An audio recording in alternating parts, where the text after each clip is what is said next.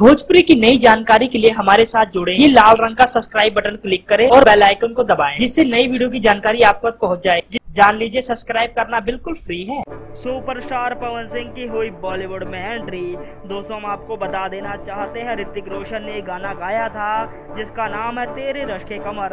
अब गा रहे हैं सुपरस्टार पवन सिंह। इस गाने द्वारा सुपरस्टार पवन सिंह की एंट्री हो रही है बॉलीवुड में। इस बात से काफी खुश हैं पवन सिंह के फैन। दोस्तों, हम आपको बता देना चाहते हैं, 2 दिन के बाद इस गाने को बेब म्यूजिक द्वारा रिलीज किया जाएगा।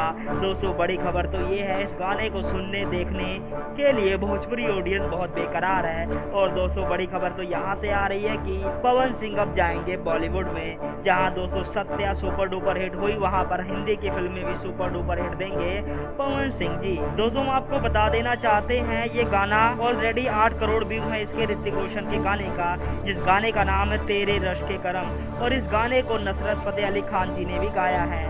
दोस्तों, अब देखते हैं पवन सिंह की आवाज कितना ज्यादा धमाल मचा पाती है इस गाने को लेके। धन्यवाद।